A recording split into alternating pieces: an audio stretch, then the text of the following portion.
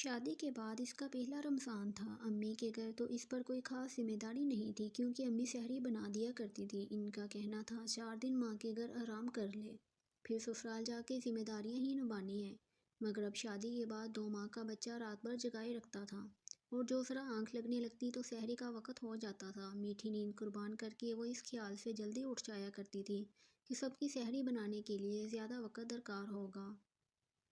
صرف اپنے اور اپنے شوہر کی سحری بنانی ہوتی تو 1 گھنٹہ سونے کی گنجائش نکل ہی جاتی، مگر جبکہ پورے گھر کی سحری کی ذمہ داری اس کے سر پر تھی تو 1 گھنٹہ پہلے ہی اٹھنا پڑتا تھا۔ پھر سب کی الگ الگ پسند کی سحری بنانے میں تھوڑا وقت بھی زیادہ لگتا ہے۔ اپنے طور پر وہ پوری کوشش کرتی تھی کہ کوئی کمی نہ رہ جائے، ہر ایک کو اس کی پسند کے مطابق ہی سحری ملے۔ آج 19واں روزہ تھا اور وہ رات کو 1 منٹ بھی سو نہیں سکی تھی۔ پتہ نہیں اس کے بیٹے کو کیا ہو گیا تھا، مسلسل روئے جا رہا تھا۔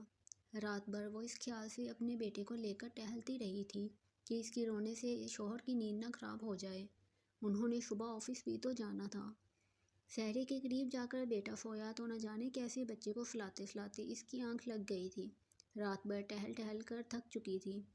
1 گھنٹہ سونے کے بعد لاشعوری طور پر اس کی آنکھ کھلی تو سحری کا وقت ختم ہونے میں صرف 20 منٹ باقی تھے۔ وہ ہڑبڑا کر اٹھ بیٹھی تھی۔ اس نے گھبرا کر جلدی سے کچن کا رخ کیا۔ ابھی کچن کے قریب ہی پہنچی تھی کہ اپنی ساس کی آواز اس کے کانوں میں پڑی۔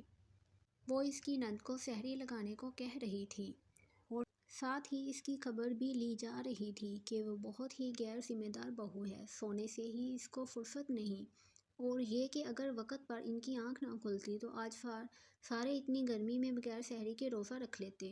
جواب میں نند کی آواز کانوں سے ٹکرائی تھی، امی اب ان کو اٹھانے کی بالکل بھی ضرورت نہیں ہے، رکھیں بغیر سحری کے روزہ۔ ہمیں رکھوانے چلی تھی، آج مزہ آ جائے گا جب بغیر سحری کے روزہ رکھے گی۔ سزا ملنی چاہیے ان کو اس غیر ذمہ داری کی۔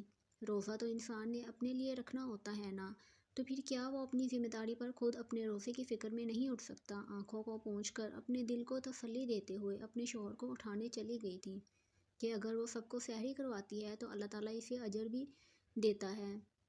اس کی سحری اگر نہ بھی ہوتی تو کوئی بات نہیں تھی، سارا دن اس نے گھر میں ہی رہنا تھا، مگر اس کے شوہر نے آفس جانا تھا، اسے سحری کرنا لازمی تھا۔ ویسے بھی جو تکلیف وہ یہ باتیں سن کر اٹھا چکی تھی، اس تکلیف کے سامنے بغیر سحری کے روزہ رکھنے کی تکلیف کیا معنی رکھتی تھی؟